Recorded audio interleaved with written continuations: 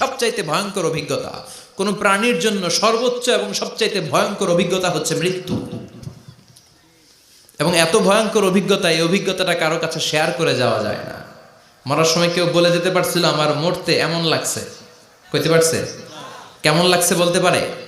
বলা যায় না। তার আগেই চলে যেতে হয় শৈশব, কৈশোর, যৌবন, বার্ধক্য, প্রৌঢ়ত্ব, হ্যাঁ, বয়সের ছাপ, কালো চুল দাড়ি সাদা হয়ে যাওয়া, দাড়ি চুলের শুভ্রতা, দুর্বলতা। This is the circle of life. ছোট্ট ছিলাম, বড় হলাম, সিঙ্গেল ছিলাম, ডাবল হলাম, তারপরে বাবা হলাম, তারপরে শ্বশুর হলাম, তারপরে নানা হলাম, তারপরে চলে যেতে হবে। This is the circle of life. বিশ্বনবী বললেন আমার উম্মতি মা বাইনা সিত্তিনা ইলা সাবঈন, আমার উম্মতের গড় বয়স হলো 60 থেকে 70। এই উম্মতের গড় বয়স কত? 60 থেকে 70। ওয়া আকাল্লুহুম মাইয়াজুজু জালিক, অল্প কিছু মানুষ আছে যারা 70-এর বেশি হায়াত পায়। এখানে 70-এর বেশি আছেন কারা? হাত তোলেন দেখি তো। কয়জন? একজন, দুইজন, তিনজন। মাশাআল্লাহ, আল্লাহ আরো হায়াত দেখ, আল্লাহ এদেরকে আরো হায়াত দারাজ করুক। চিল্লায় বলেন আমিন। তার মানে আমার উম্মতি মা বাইনা সিত্তিন ইলা সাবঈন, বিশ্বনবী বললেন এই উম্মতের গড় বয়স 60 থেকে 70, আর 70-এর বেশি হায়াত পাবে। ওয়া আকাল্লুহুম মাইয়াজুজু যালিক, 70-এর বেশি পাবে হাতে গোনা, গুনে বের করে ফেলা যায় একজন, দুইজন, তিনজন। বাকি সব 60-এর আগে নাই, ঠুস। চিল্লা এখন ঠিক কিনা? বাংলাদেশের গড় হায়াত কত মানুষের? 60।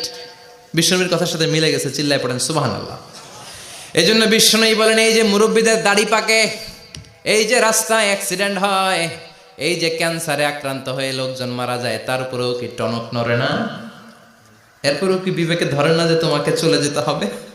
আকসিরু যিকরা হাযিমিল লাযযাত, জীবনের সব স্বাদকে পানসা করে দেয় ওই মরণকে স্মরণ করো।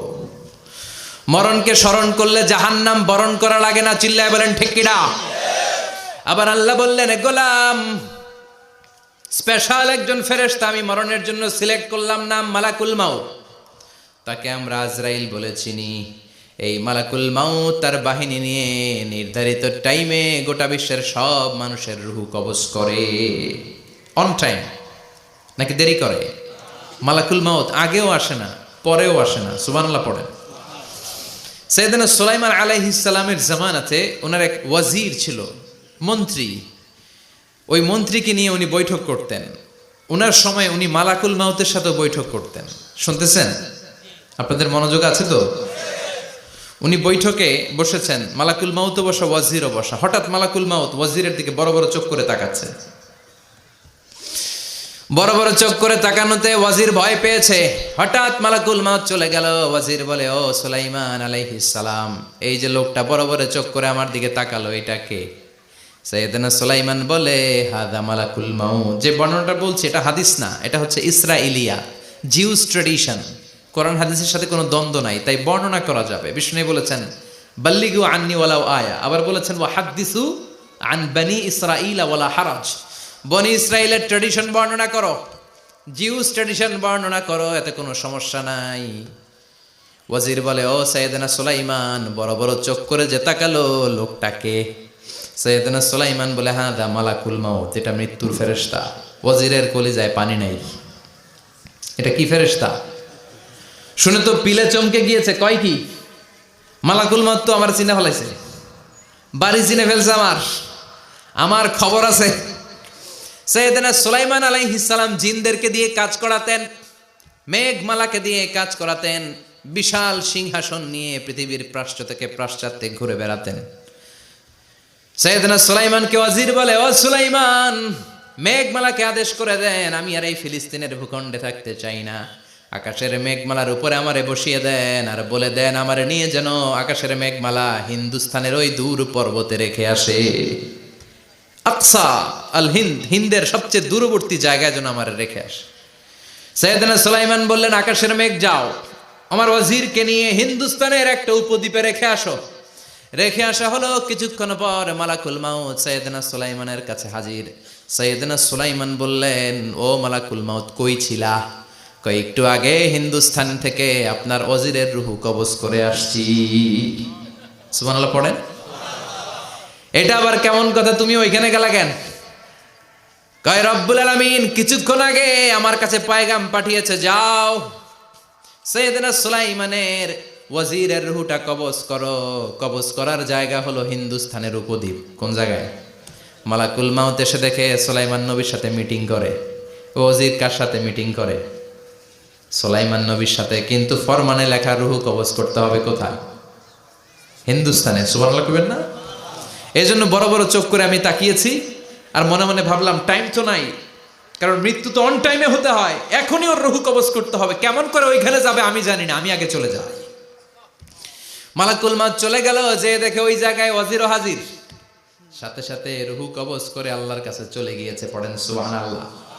এজন্য আল্লাহ বললেন, মালাকুল মাউত আমি নির্ধারণ করে দিয়েছি, পৃথিবীর প্রতিটি মানুষ মালাকুল মাউতকে দেখবে, চাক্ষুষ দেখবে, ভালো হলেও দেখবে, খারাপ হলেও দেখবে। কার কথা? ভালো মানুষ যদি হয়, আল্লাহওয়ালা যদি হয়, ইসলাম প্রিয় যদি হয়, ডানপন্থী যদি হয়, মৃত্যুর সময় মালাকুল মাউত আলা সূরাতি শাবিন আলা আহসানি সূরা, একজন যুবকের আকৃতিতে চমৎকার ধবধবে সাদা একটা জুব্বা পরে, জান্নাত থেকে জান্নাতি কাফন নিয়ে, হানুত মিন হানুতিল জান্নাহ, জান্নাতের সুগন্ধি নিয়ে মুমূর্ষু রোগীর মাথার সামনে এসে বসে যায় আর দেহটার ইঙ্গিত করে বলে, ইয়া আইয়াতুহান নাফসুত তাইয়্যিবা, ও পবিত্র আত্মা। আরেক বর্ণনায় এসেছে, ইয়া আইয়াতুহান নাফসুল মুতমাইন্নাহ, ও প্রশান্ত আত্মা, উখরুজি ইলা মাগফিরাতিম মিনাল্লাহ, আল্লাহর ক্ষমার দিকে বের হয়ে আসো। উখরুজি ইলা মাগফিরাতিম মিনাল্লাহি ওয়া রিদওয়ান, আল্লাহর ক্ষমার সন্তুষ্টির দিকে রুহুটা বের হয়ে আসো। স্মুথলি বলার সাথে সাথে মুমিনের দেহ থেকে রুহুটা বের হয়ে আজরাইলের হাতে চলে যায়। স্মুথলি বলার সাথে সাথে স্বাচ্ছন্দ্যে আনন্দে মুমিনের দেহ থেকে রুহুটা সা করে বের হয়ে মালাকুল মাউতের হাতে এসে পড়ে। পড়েন সুবহানাল্লাহ। আল্লাহ এমন মৃত্যু তুমি আমাদের নসিবে রেখে দিও, চিৎকার করে পড়েন আমিন। আর যারা ইসলাম মানে নাই, আর যারা কোরআন মানে নাই, আর যারা দিন কায়েমের আন্দোলন করে নাই, দিনকে ভালোবাসে নাই, বাম আর রামপন্থী ছিল, নাস্তিক ছিল, ইসলাম বিরোধী ছিল, তাদের কাছেও মালাকুল মাউত আসে কি আসে না? চিল্লায় বলেন আসে কি আসে না?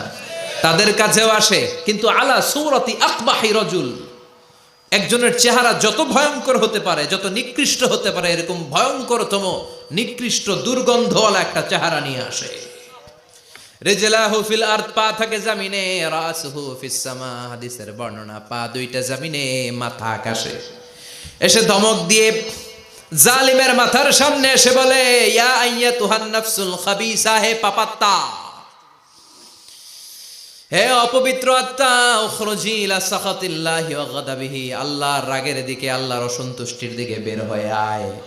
মালাকুল মাউতের এই অর্ডার পাওয়ার সাথে সাথে রুহুটা কিন্তু বের হয় না।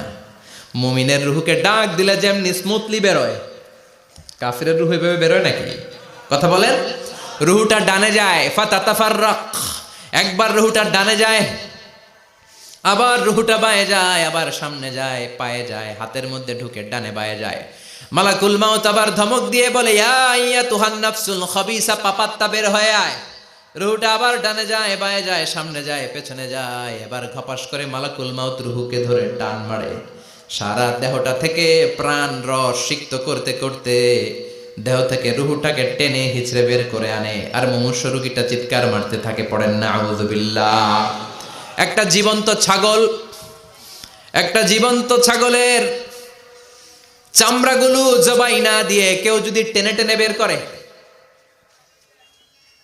ছাগল জবাই হয় নাই কিন্তু চামড়া এক পাশ থেকে টেনে টেনে টেনে হিচড়ে আপনি গা থেকে বের করলে যত কষ্ট হয়, এর চেয়েও বেশি কষ্ট দিয়ে মালাকুল মাউত বামপন্থী আর কাফেরদের রুহুটা দেহ থেকে বের করে আনে। পড়েন না আউযু বিল্লাহ। আমাদের রুহুটা যেন আল্লাহ, মুমিনদের রুহু আপনি যেভাবে কবজ করান, ওইভাবে যেন আমাদের রুহুটা বের হয়ে আসে। আর জোরে পড়েন আমিন। এজন্য আল্লাহ বললেন, বাল তুসিরুনাল হায়াতাদ দুনিয়া ওয়াল আখিরাতু খায়রুন ওয়া আবকা, পাগলের মতো মোহাচ্ছন্ন হয়ে এই দুনিয়াটার পেছনে ছুটে বেড়াও। এই দুনিয়া আসল নয়, আখেরাত হলো আসল। চিল্লায় বলেন ঠিক কিনা? অস্থির, আমরা অস্থির, আমরা ব্যস্ত দুনিয়ার লোভে আর মোহে পড়ে। আমাদেরকে যে মরতে হবে, চলে যে যেতে হবে, এটা ভাবার সময় আমাদের নাই। চিল্লাই কোন ঠিক কিনা? এজন্য বলা হয় মুতু ক্বাবলান তামুতু, মরার আগে একবার মরো। হাসিবু ক্বাবলান তুহাসাবু আলাইক, তোমার হিসাব কিয়ামতের দিন করার আগে তুমি তোমার হিসাব করো। জীবনে কি কি পাপ করেছি আমি জানি, আমার চেয়ে ভালো কেউ জানে না। চিল্লায় বলেন ঠিক কিনা? কি কি অন্যায় করেছি আমার হৃদয়ের মধ্যে কথাগুলো আছে না নাই? পৃথিবীর কেউ না জানলেও আমি জানি কি জানি না। এজন্য হাসিবু ক্বাবলান তুহাসাবু আলাইক, তোমার হিসাব বসার আগে নিজে হিসাব করো কি কি করলা। আসল মরণের দিন শটান হয়ে তো শুয়ে পড়ো ভাই। মরার আগে আরেকবার মরো। মরার আগে আরেকবার কি করবেন? কথা বলেন। মরার আগে কি করতে হবে? হঠাৎ একদিন বিছানায় শটান হয়ে শুয়ে যান, চক্ষুটা বন্ধ করেন, ভাবেন মরে গিয়েছেন। এই তো মালাকুল মাউত চলে এসে রুহুটা নিয়ে গেল। আত্মীয় স্বজন চিৎকার চেঁচামেচি শুরু করে দিল, কান্নার রোল পড়ে গেল চারদিকে। মাইকের মধ্য দিয়ে, মসজিদের মাইকে অ্যানাউন্স হয়, অমুক এলাকার নিবাসী অমুক ভাই আমাদের মধ্যে দুনিয়ায় নাই, তার জানাজা হবে এশার নামাজের পর। সবাই এসে রুহের মাগফিরাত করেন। সবাই আপনারে দেখতে আসবে, কেঁদে কেঁদে লোকজন আপনারে কবর দিতে আসবে। চিল্লায় বলেন ঠিক কিনা? কেঁদে কেঁদে সবাই আসবে, দেখার জন্য আসবে। ছেলেগুলো কাঁদবে, স্ত্রী কাঁদবে, বাবা মা কাঁদবে, বন্ধু বান্ধব কাঁদবে। আর ঘরের মধ্যে রাখা হবে না। এবার আপনাকে গোসল দেওয়ার পালা। চক্ষু বন্ধ করে চিন্তার দরকার আছে না নাই? একটু চোখটা বন্ধ করে ভাবেন, আপনাকে গোসল দেয়া হবে, জামাগুলো খোলা হবে। এত টাকা দিয়ে যে দামি গোসলখানা টাইলস লাগিয়ে ঘরে বানালেন, আপনার শেষ গোসলটা কি ওই দামি গোসলখানায় হবে? লাশ যেখানে ধোয়া হয় ওই জায়গায় ধোয়া হবে। আপনাকে কাফন পরানো হবে। আপনার কলিজার টুকরা ছোট বাচ্চাটারে বলা হবে, আব্বু দেখে যাও তোমার বাবারে শেষবারের মতো দেখো। আপনার বাবা মা শেষবারের মতো একটা নজর দিয়ে আপনার চেহারাটা দেখে নিবে। বন্ধু বান্ধবরা শেষবারের মতো একবার আপনারে দেখে নিবে। জানাজার জায়গায় নেওয়া হবে। হবে না এই ঘটনাটা আমাদের? হ্যাঁ, হবে কি না? হাজার হাজার মানুষ শেষ বিদায় দেওয়ার জন্য আসবে। চারটা তাকবীর দিয়ে ইমাম নামাজ শুরু করবে। আল্লাহু আকবার, আল্লাহু আকবার, আল্লাহু আকবার, আল্লাহু আকবার বলে নামাজ শুরু করবে। নামাজ শেষ। এবার পালকিতে করে কবরে যাওয়ার পালা। আহা, যেতেই হবে, যেতেই হবে। পালকিতে করে লোকজন নিতে শুরু করবে। কবরস্থানের ওই জায়গায় যেখানে মানুষ বছরে মানুষ না মরলে যায় না, ওই গহীন নিঝুম কবরস্থানে ঢুকানো হবে। পালঙ্ক থেকে নামিয়ে আপনার জন্য করে রাখা আগ থেকে কবরটার মধ্যে শুইয়ে দেয়া হবে। উপরে বাঁশ দিয়ে ছাউনি, শেষবারের মতো সবাই দেখে বাঁশের ছাউনির উপরে মাটি চাপা দিবে। ঠিক কিনা? চলে যাবে সবাই, কেউ নাই, অন্ধকার, শুধু অন্ধকার। এই অন্ধকার যেন শেষ হতে চায় না। এই ঘটনা ঘটবে না আমাদের? কথা বলেন, ঘটবে কিনা? এজন্য মরার আগে এগুলো চিন্তার দরকার আছে না নাই? মরার আগে আরেকবার মরার দরকার আছে না নাই? এজন্য রব্বুল আলামিন বলেন, বাল তুসিরুনাল হায়াতাদ দুনিয়া ওয়াল আখিরাতু খায়রুন ওয়া আবকা। এই দুনিয়ার জীবনটাকে তোমরা আসল জীবন মনে করো, এটা আসল জীবন নয়। আসল জীবন হলো কবরের জীবন। চিল্লায় বলেন ঠিক কিনা? এজন্য লাইফটা হলো one time, one chance. Second কোনো চান্স আপনাকে দেয়া হবে নাকি? কাফেররা বলবে, ইয়া রাব্বি আরেকটা সুযোগ দেন। লাউ আন্না লানা কাররা ইয়ানি মাররা, আল্লাহর একটা সুযোগ যদি পেতাম দুনিয়াতে ভালো করে আসতাম। আল্লাহ বলবেন, ইন্নাহা কালিমাতুন কাইলুহা, এটা শুধু তাদের মুখের কথা। তাদেরকে আবার সুযোগ দিলেও তারা কিচ্ছু করবে না। চিল্লায় এখন ঠিক কিনা? এজন্য একটা চান্স আমরা পেয়েছি, এই দুনিয়ার ওয়ান চান্সে আমরা ভয় পাবো একজনকে। চিল্লায় বলেন তিনি কে? এজন্য যেতে আমাদেরকে হবে। এই মরণ থেকে পালানোর কোনো সুযোগ কেউ পালাতে পারে নাই। এই মরণ হলো আখিরাতের প্রবেশদ্বার। মরণ নামক পালকিতে চড়ে আমরা কবরের ভেতরে ঢুকি। মরণ হলো প্রথম পর্ব, কবর হলো দ্বিতীয় পর্ব। যেরকম ঠিক কিনা? এজন্য বিশ্বনবী বললেন, আল কবর রাউদাতুম মিন রিয়াদিল জান্নাহ আও হুফরাতুম মিন হুফারিন নার। কবর হলো কারো জন্য জান্নাতের বাগান, কারো জন্য জাহান্নামের গর্ত। আমরা বলি, আল্লাহ আমাদের কবরটারে জান্নাতের বাগান বানাও।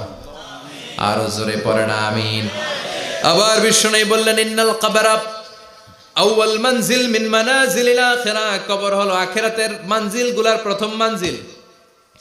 আখিরাতে একটার পরে একটা অনেকগুলো স্টেশন আপনাকে পার হতে হবে। প্রথম স্টেশনটার নাম হলো কবর। প্রথম স্টেশনের নাম কি? এই কবর নামক স্টেশনে যদি আপনি মাফ পেয়ে যান, সামনের সব স্টেশনগুলোতে মাফের ব্যবস্থা করবে কে? আল্লাহ। আর কবর নামক স্টেশনে যদি ধরা খেয়ে যান, আপনার মায়ের আছে না নাই? লাশটাকে যখন রাখা হয়, লাশটা চিনে কে আমারে রাখলো, কে আমাকে ধৌত করলো, কে আমারে কাফন পড়ালো। এজন্য বিষ্ণুই বলেছেন, মুমূর্ষের সামনে বসে বসে পড়ো, লা ইলাহা ইল্লাল্লাহু মুহাম্মাদুর রাসূলুল্লাহ। লাকিনু মাউতাকুম লা ইলাহা ইল্লাল্লাহ। মুমূর্ষের সামনে দাঁড়িয়ে দাঁড়িয়ে পড়ো, লা ইলাহা ইল্লাল্লাহ। এই লা ইলাহা হচ্ছে জীবিতদের জন্য কালিমা, আর আমরা মরার পরে এই জিকির করি। ঠিক না? আমাদের দেশের অনেক জায়গায় লাশ নিয়ে কবরে যাওয়ার সময় লা ইলাহা পড়ে না। না, এটা আগের জিকির, মরার আগের জিকির। মরার আগে আপনাকে অ্যানাউন্সমেন্ট দিতে হবে, আল্লাহ ছাড়া কোনো ইলাহ নাই, বিশ্বনবী হচ্ছেন শেষ নবী এবং রসুল। চিল্লায় বলেন ঠিক কিনা? লাশটাকে যখন রেখে দেয়া হয়, বিশ্বনবী যত মানুষকে কবরে রেখেছেন তারপরে দাঁড়িয়েছেন আর বলেছেন, ইস্তাগফিরু লিআখিকুম, তোমার ভাইদের জন্য তোমরা দোয়া করো। ফাইন্নাহুল আনা ইউসআল, এখনই তাকে কবরে সওয়াল করা হবে। কবরে প্রশ্ন আসছে না নাই? কথা বলেন। বিশ্বনবী খাদিজাতুল কুবরা, ওনার প্রথম স্ত্রী খাদিজাতুল কুবরা তাহেরাকে কবরের মধ্যে রেখে দিয়ে কাঁদতে শুরু করলেন। চোখের পানি ছেড়ে অনেক দোয়া করলেন। দোয়া শেষে সব সাহাবারা ঘরে ফিরে যায়, বিশ্বনবী যায় না। সাইয়েদনা আবু বকর বললেন, ও নবী চলেন ঘরে যাই। অনেক তো দোয়া করলেন। বিশ্বনবী বললেন, আবু বকর তুমি যাও, আমি যাব না। এইটা সাধারণ মহিলা না, এটা বিপদের দিনের সঙ্গিনী খাদিজা। মক্কায় যখন আমার কেউ ছিল না, খাদিজা আমারে ভুলে নাই। 3 বছর কাফিররা আমাকে জেলখানায় বন্দি রেখেছে, নাম শিয়াবে আবি তালেবের জেলখানা। আমার স্ত্রী ওই জেলখানার জীবনেও আমারে ছাড়ে নাই। আমার সাথে 3 বছর খাদিজাও জেল খেটেছে। এই একটাই মহিলা, যেই মহিলাকে আল্লাহ আরশের উপর থেকে সালাম দিয়েছে, মহিলাটার নাম খাদিজা। আল্লাহু আকবার। আমার সব সন্তান আল্লাহ খাদিজার পেট থেকে দিয়েছে। ফাতেমাতুজ জোহরা খাদিজার মেয়ে, জাইনাব খাদিজার মেয়ে, উম্মে কুলসুম খাদিজার মেয়ে, রুকাইয়া খাদিজার মেয়ে, আবুল কাসেম বিশ্বনবীর ছেলে খাদিজার ছেলে, আব্দুল্লাহ যাকে তাইয়্যিব এবং তাহের নামে আমরা চিনি, সেও খাদিজার ছেলে। সুবহানাল্লাহ। ও আবু বকর, আমার এই কলিজার টুকরা প্রিয়তমা খাদিজারে রেখে দিয়ে কেমনে বাসায় যায়? তুমি যাও, আমি দাঁড়িয়ে থাকবো। এখনই মুনকার নাকির এসে খাদিজারে প্রশ্ন করবে, আমি দেখবো খাদিজা উত্তর দিতে পারে কিনা। আর প্রশ্নের উত্তর যদি ভুল করে ফেলে, কবরের উপর থেকে আমি নিজে প্রশ্নের উত্তর দিয়ে দেব। সাইয়েদনা জিবরাইল বললেন, নবী আপনার আর দাঁড়িয়ে থাকার দরকার নাই, আবু বকরের সাথে ঘরে চলে যান। আল্লাহ জানিয়ে দিয়েছে, খাদিজার কবরের প্রশ্নে যদি কোনো সমস্যা হয়, আরশের উপর থেকে খাদিজার প্রশ্নের জবাব আল্লাহ নিজে দিয়ে দিবে। এজন্য কবরের আযাব থেকে বিশ্বনবী পানাহ চেয়েছেন। বিশ্বনবী বলেছেন, আল্লাহুম্মা ইন্না নাউযু বিকা মিন আযাবিল কবর। ও আল্লাহ, কবরের আযাব থেকে তুমি আমাদেরকে বাঁচাও। পড়েন আমিন। কবরে মুমিনদেরকে 4টা প্রশ্ন করা হবে, কাফিরদেরকে 3টা প্রশ্ন। চিৎকার করে বলেন, মুমিনের প্রশ্ন কয়টা? আর জোরে বলেন। প্রথম প্রশ্ন, মার রব্বুক, তোর রবের নাম কি? আমরা কি বলবো? আল্লাহ আমারে রব, এই রবি আমার সব, দমে দমে তনু মনে তারি অনুভব। আল্লাহ আমারে রব, এই রবি আমার সব। পড়েন আমিন। দ্বিতীয় প্রশ্ন, আমার দিন, উত্তর দিনের নাম কি? ধর্মের নাম কি? তৃতীয় প্রশ্ন, আমান হাদার রাজুল, এই লোকটাকে কে? আমরা বলবো মুহাম্মদ সাল্লাল্লাহু।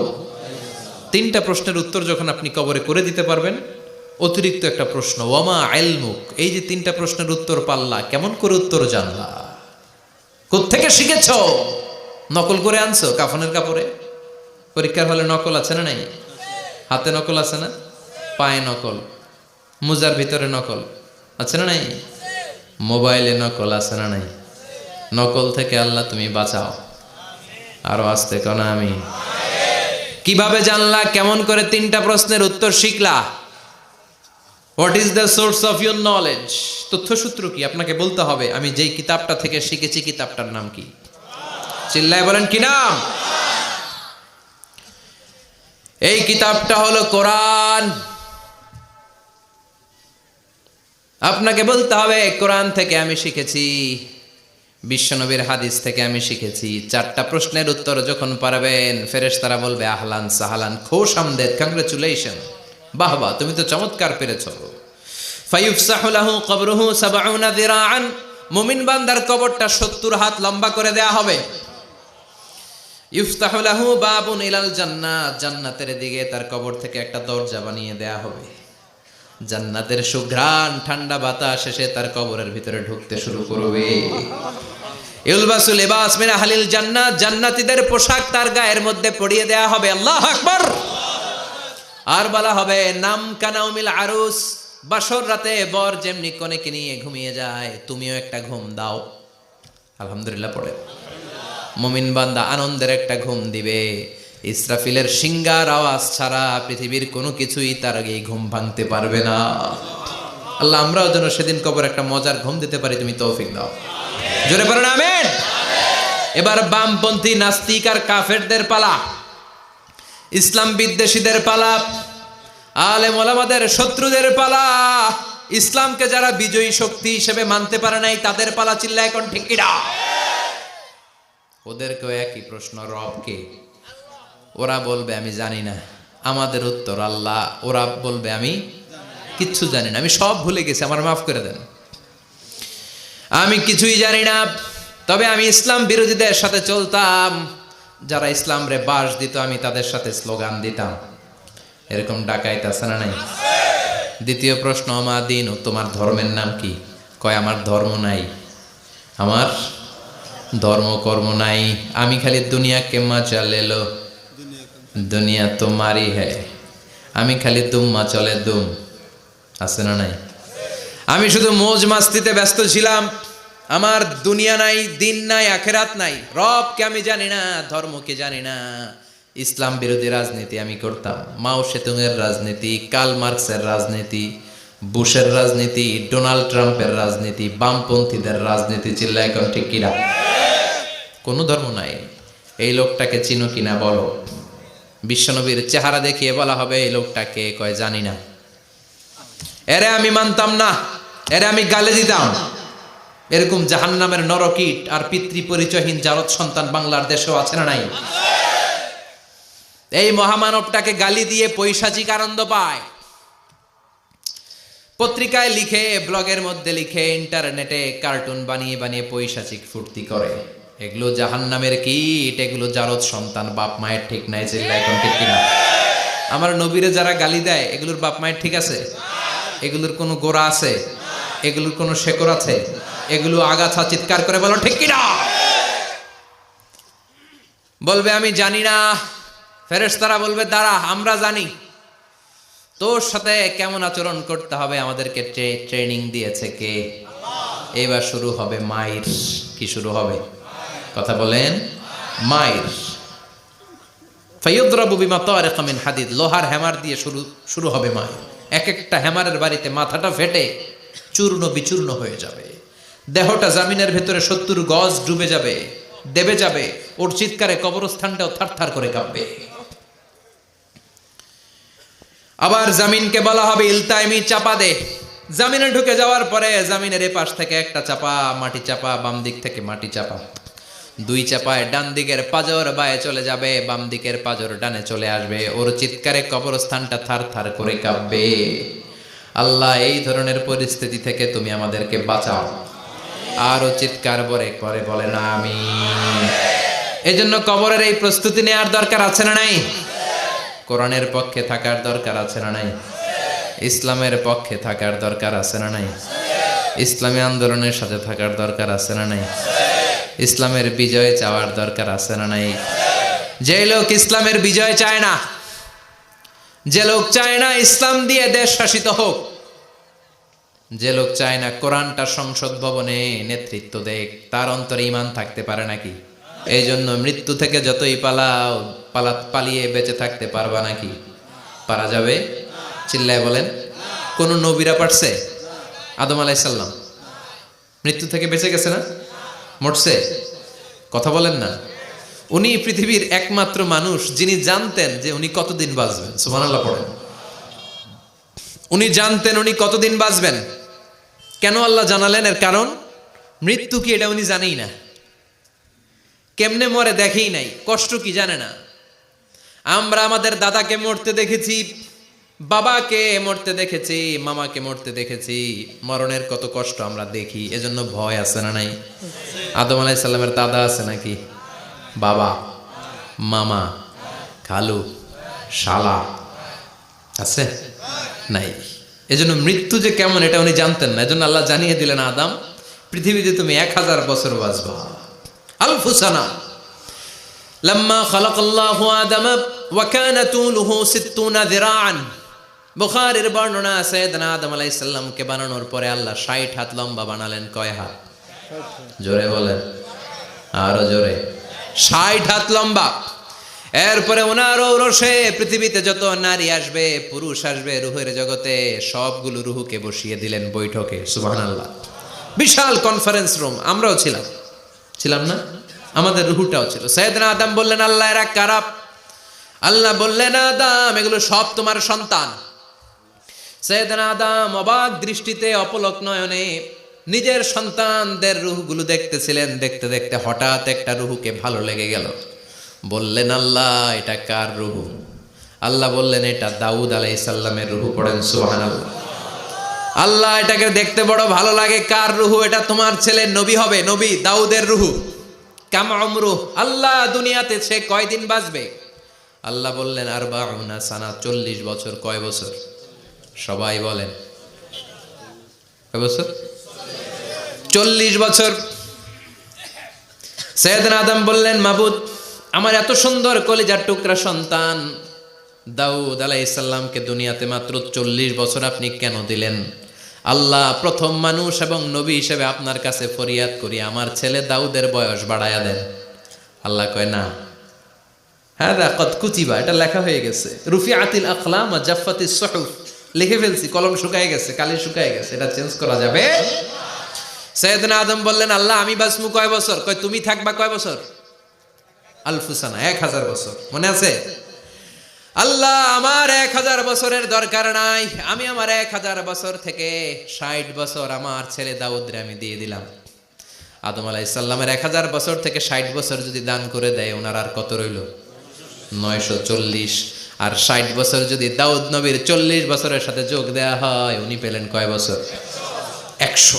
সাইয়েদনা আদম পৃথিবীতে আসলেন, এসে থাকতে শুরু করলেন। দিন গড়িয়ে রাত আসে, মাস গড়িয়ে বছর আসে, বছর যায় বছর আসে। ঠিক 940 বছর পর মালাকুল মাউত আদম আলাইহিস সালামের কাছে আসলেন। বললেন, আনা মালাকুল মাউত উকিলা বিকুম, আপনাদের জন্য আল্লাহ আমাকে বানিয়েছে রূহ কবজ করতে। ও আদম, আবুল বাশার, পৃথিবীর প্রথম মানব, প্রথম নবী, আপনার সময় শেষ, রেডি হন। কি হন? খেলা শুরু হবে, এখনই রূহ কবজ করে নিয়ে যাব। সাইয়েদনা আদম বলে, এখন আসছো কেন? আমার আরো 60 বছর বাকি আছে। মালাকুল মাউত বলে, না, আপনি রূহের জগতে আল্লাহর কাছে আপনার সন্তান দাউদকে কয় বছর দিয়েছিলেন? 60 বছর। এজন্য 940 বছর আপনার জন্য লেখা।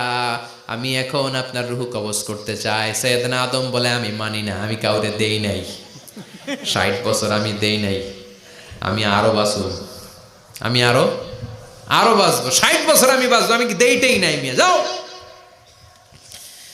মালাকুল মাউত আল্লাহর যে বলে, আল্লাহ দেয় নাই বলে, আসলে ভুলে গেছে।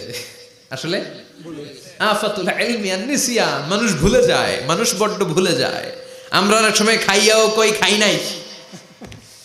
অনেক কিছু আপনি দিছিলেন কিন্তু ভুলে যাই, গলার নিচ দিয়ে নামার পরে কই তুমি কিচ্ছু দাও নাই। আছে না নাই?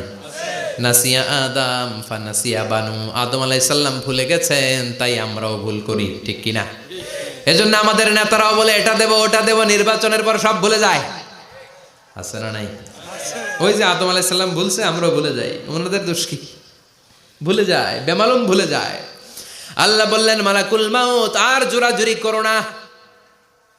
940 নয়, ঠিক 1000 বছর পরে আদমের কাছে যাবা। আমি আমার আদমের ভাগ্যে এই জিনিসটাই রেখে দিয়েছিলাম রে মালাকুল মাউত।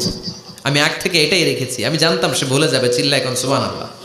তার মানে পৃথিবীর সবচাইতে লম্বা মানুষ, 60 হাত লম্বা, এত শক্তিশালী আদম আলাইহিস সালাম শ্রীলঙ্কাতে প্রথম নেমেছিলেন। 1 লাফ দিলে আধা মাইল চলে যাইতেন। সুবহানাল্লাহ। কি লম্বা মানুষ, থাকতে পারছে? কথা নাই, ঘুমে ধরছে?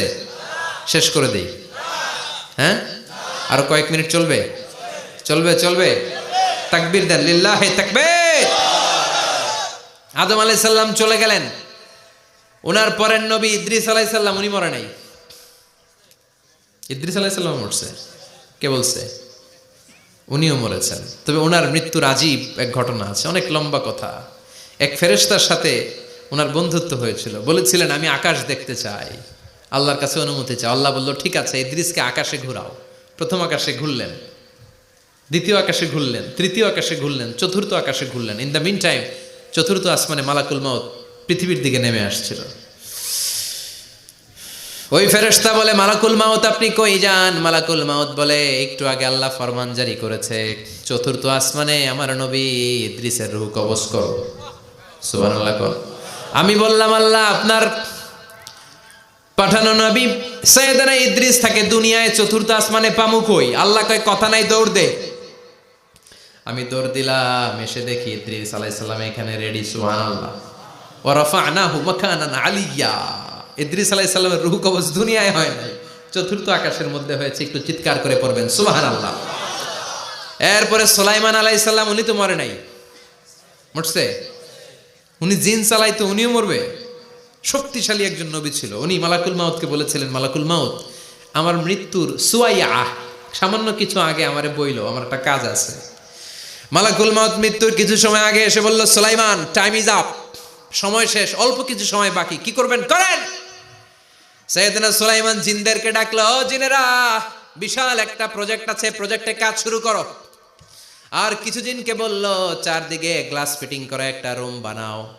সাইয়েদনা সুলাইমান আলাইহিস সালাম গ্লাস ফিটিং করা রুমের ভেতরে ঢুকলেন। এই রুমে ঢুকার দরজা নাই, হাতে একটা লাঠি নিলেন। কি নিলেন? লাঠির মধ্যে ভর করে দাঁড়িয়ে রইলেন আর জিনদের দিকে তাকিয়ে রইলেন। জিনেরা এত বদমাশ ছিল, সাইয়েদনা সুলাইমান দাঁড়িয়ে না থাকলে কাজ করতো না। ছিল ফাঁকিবাজ। কি ছিল? দাঁড়ায় না থাকলে আজও লোকজন কাজ করতে চায় না, ঠিক কিনা? মালিক দাঁড়ায় থাকলে ঠিকই কাজ হয়ে যায়। সুলাইমান আলাইহিস সালাম লাঠির মধ্যে ভর দিয়ে দাঁড়িয়ে রইলেন আর বললেন কাজ করো। জিনেরাও কাজ শুরু করলো। ওদিকে মালাকুল মাউত এসে বলে, ও সুলাইমান সময় তো শেষ। সুলাইমান বলে সমস্যা নাই, রূহ কবজ করেন। উনি লাঠির মধ্যে ভর দিয়ে দাঁড়িয়ে রইলেন। গ্লাস ফিটিং করা রুমের ভিতরে কোরআন সাক্ষী। মালাকুল মাউত ওইভাবে লাঠিতে ভর দেওয়া অবস্থায়, দাঁড়ানো অবস্থায় সাইয়েদনা সুলাইমান আলাইহিস সালামের রূহ কবজ করে নিলেন। উনি এমন ভাবে দাঁড়িয়েছেন, রূহ চলে গেল, লাশ হয়ে দাঁড়িয়ে রইলেন। লাঠির মধ্যে দাঁড়িয়ে আছেন, জমিনের মধ্যে লুটিয়ে পড়ে নাই। সুবহানাল্লাহ। জিনগুলো দূর থেকে ভাবলো বস তো দাঁড়ায় আছে। কে দাঁড়ায় আছে? জিনেরা মনে করছে বস দাঁড়ায় আছে, কাজ করতে হবে। করতে করতে পুরা প্রজেক্টের কাজ শেষ। ইন দ্য মিন টাইম ঝিঝি পোকা, উই পোকা, যেই পোকা কাঠ খেয়ে ফেলে, এই কাঠ খাওয়ার পোকা সুলাইমান আলাইহিস সালাম লাঠির ভেতরে ঢুকে লাঠিও খেয়ে ফেলেছে। সাইয়েদনা সুলাইমান আলাইহিস সালাম ধপাস করে জমিনে পড়েছে। আর জিনেরা কয় হায় হায়, খালি খালি কাম করছে এতদিন। সুবহানাল্লাহ কইবেন না? সুলাইমান আলাইহিস সালাম বাঁচতে পারে নাই, চলে গেলেন। মুসা আলাইহিস সালাম মরছে? উনি মরবে কেন? উনি তো খালি মারে। মরছে? এক থাপ্পড়ে ফেরাউনের বাবুর্চি নাই। মুখের আগে হাত চলতো কয়েকজন, এর মধ্যে মুসা আলাইহিস সালাম আছে না নাই? মালাকুল মাউত মানুষের আকৃতিতে অনুমতি না নিয়ে ঘরের ভেতরে ঢুকে গেল।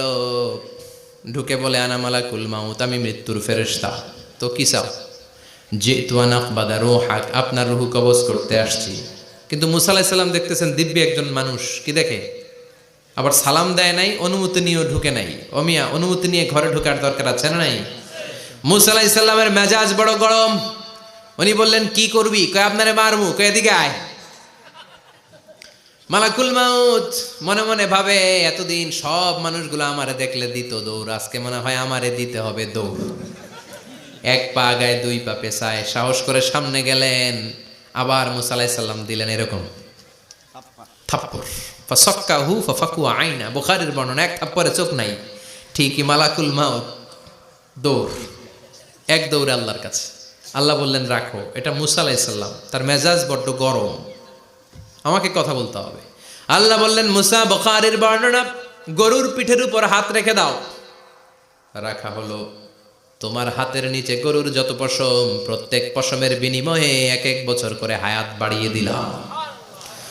মুসা আলাইহিস সালাম অনেক চালাক নবী, উনি বললেন আল্লাহ আমার হাতের নিচে যদি গরুর 2000 পশম থাকে, তার মানে 2000 বছর হায়াত বাড়িয়ে দিলেন, কিন্তু এক্সট্রা হায়াত যখন শেষ হয়ে যাবে এরপরে কি হবে? আগে ওইটা বলেন। আল্লাহ বললেন সুমাল মাউত, তারপরে তো মুসা মরতেই হবে, আসতেই হবে। সাইয়েদনা মুসা আলাইহিস সালাম বললেন ফাল আনা, তাহলে আর দেরির দরকার নাই, এখনই আমি আপনার কাছে চলে যেতে চাই। মালাকুল মাউত মুসা আলাইহিস সালামের রূহ নিয়ে উড়াল দিলেন। সুবহানাল্লাহ। বাঁচতে পারছে? বিশ্বনবী মরে নাই, উনি ইন্তেকাল করেছেন। চিল্লা এখন ঠিক কিনা? ইন্তেকালের আগে বিশ্বনবী প্রচন্ড অসুস্থ হলেন। মা আয়েশারে ডেকে বললেন আয়েশা, মনে হয় আমি বাঁচব না। ওই যে খায়বার বিজয়ের দিন, খায়বার দুর্গ বিজয় করার পরে এক ইহুদি মহিলা আমার দাওয়াত দিয়েছিল। ওই দাওয়াত খেতে যাওয়ার পরে গোশতের মধ্যে বিষ মাখানো হয়েছিল রে আয়েশা। ওই বিষ মাখানো খাসির গোশত খেয়ে যে ব্যথা আমার পেটে উঠেছিল, আজ আবার সেই ব্যথা উঠেছে। বিশ্বনবী ওই বিষ খাওয়ানো গোশতের কারণে ইন্তেকাল করেছেন, তার মানে বিশ্বনবী শাহীদ। জামা আল্লাহু বাইনা নবুওয়া ওয়া শাহাদা, আল্লাহ বিশ্বনবীকে শুধু নবী বানায় নাই, শহীদ হিসেবে কবুল করেছে। সুবহানাল্লাহ কইবেন না? প্রচন্ড অসুস্থ, উনি ছাড়া মসজিদে নববীতে কেউ ইমামতি করার সাহস পায় না। বিশ্বনবী বললেন আবু বকর তুমি যাও, আবু বকরও যায় না। বিশ্বনবী বললেন পানি আনো, বিশ্বনবী পানি দিয়ে ওযু করলেন। ওযু করে কয়েকজন সাহাবীকে ধরে উঠতে চাইলেন, আবার ধপাস করে বেহুশ হয়ে পড়ে যায়। বিশ্বনবী উঠতে পারে না, আবার বললেন ঠান্ডা পানি আনো। পানির ভেতরে বিশ্বনবী 2 হাত ঢুকিয়ে দিয়ে ঠান্ডা ভিজা হাত দিয়ে চেহারার মধ্যে মাসে করলেন আর বললেন ইন্নালিল মাউতিলা সাকারাত, হায়রে মৃত্যুর কি যন্ত্রণা, হায়রে মৃত্যুর যে কি কষ্ট। ও মিয়া, বিশ্বনবী যদি মৃত্যুর কষ্টে কাতরায়, আমাদের অবস্থা কি? আমাদের নসিবে কি আছে? আল্লাহ তুমি বাঁচাও, পড়ে না আমিন।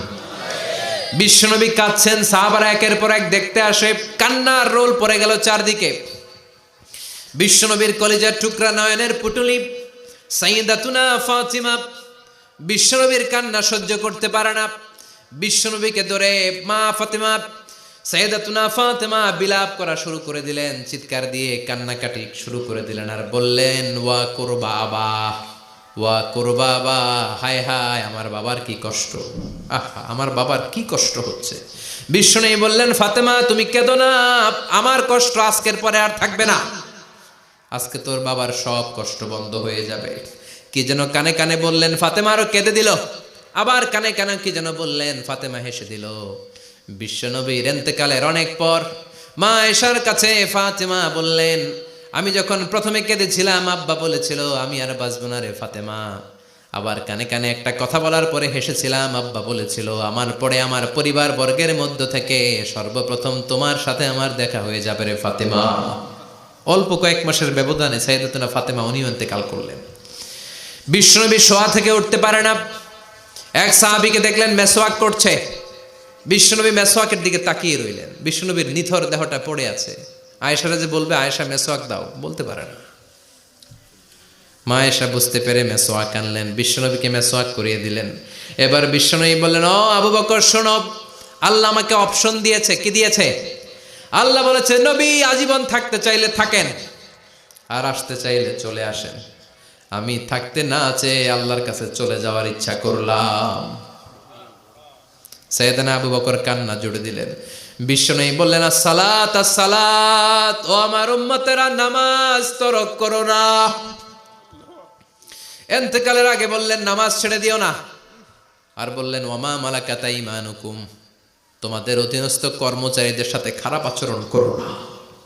ঘাম শুকানোর আগে পয়সা দিয়ে দিও। আর হাত দুটো উঁচু করে বললেন, আল্লাহুম্মা ইলার রাফিকিল আলা, ও আল্লাহ আমি আপনার কাছে যেতে চাই। এই কথাটা বলে বিশ্বনবীর হাত দুইটা ধপাস করে জমিনে পড়ে গেল, বিশ্বনবীও চলে গেলেন। থাকতে পেরেছে কেউ?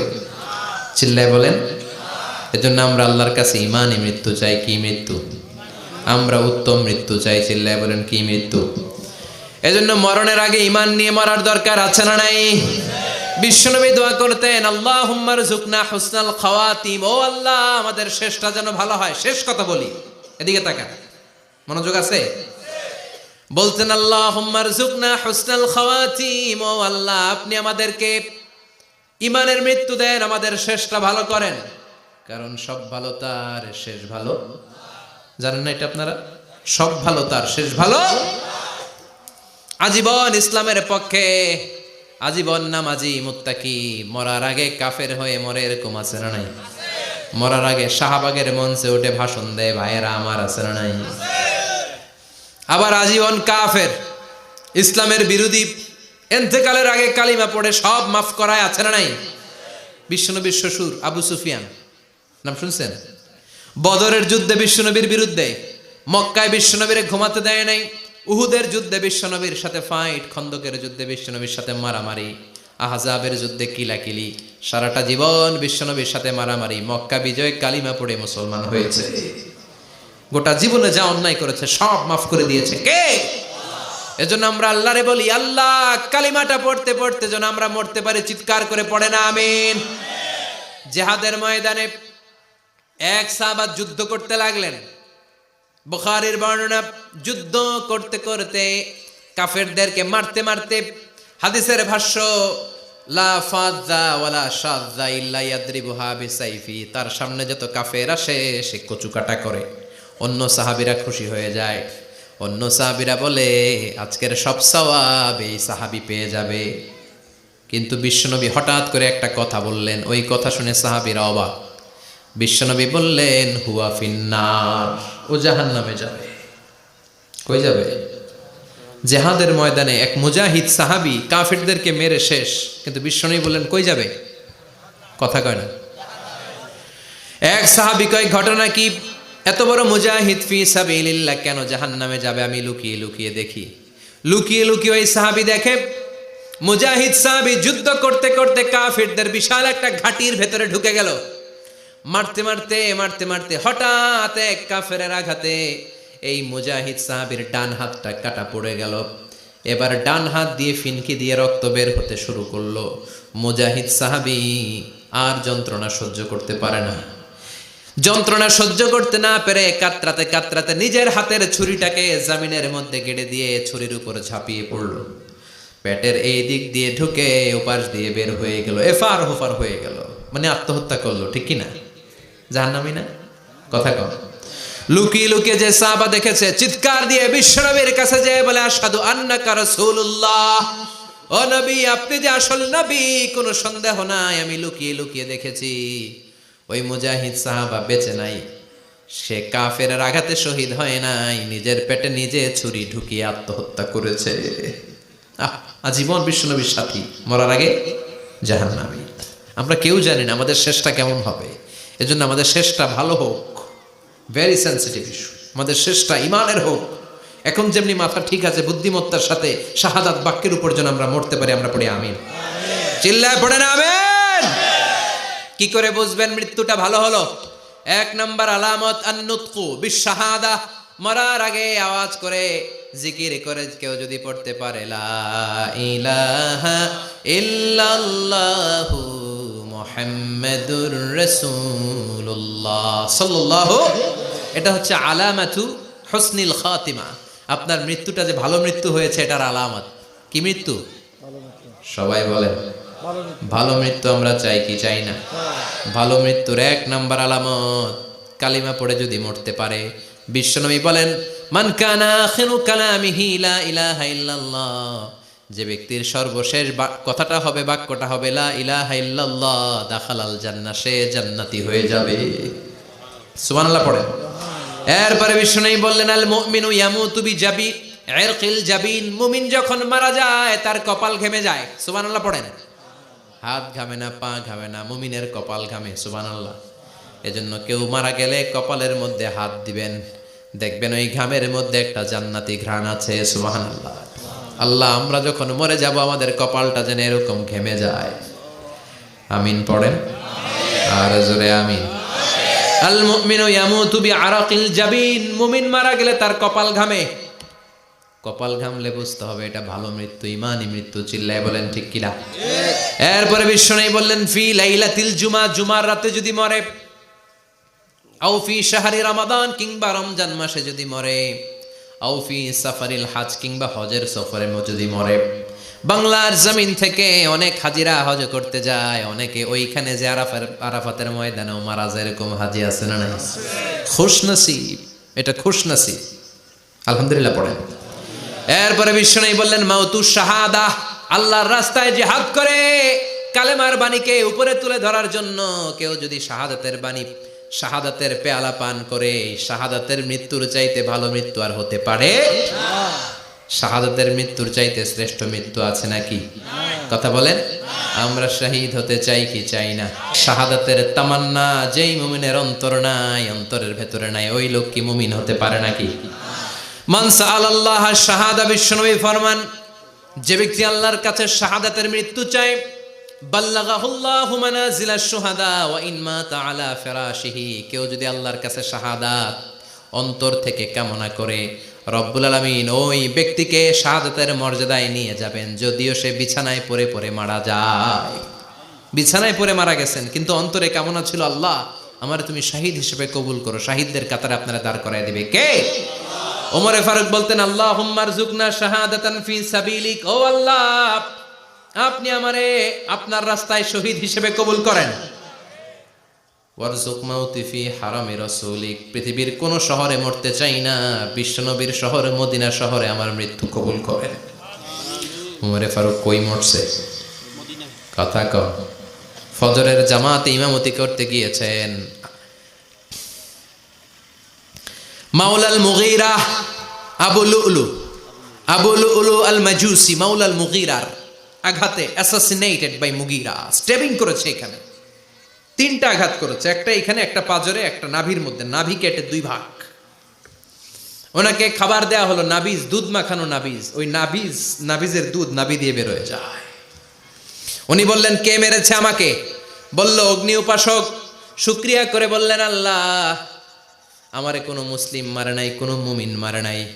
উনি বেহুশ ছিলেন, হুশ ফিরে সবাই রে বললেন আসল্লান নাস, ফজরের যেই নামাজটা আমার ইমামতিতে শুরু হয়েছে, এক রাকাতের পর আমাকে মারা হলো। এবার আমাকে বলো আমার নেতৃত্বে যে নামাজটা শুরু হয়েছে, নামাজটা ঠিক মতো হয়েছে কিনা? সুবহানাল্লাহ।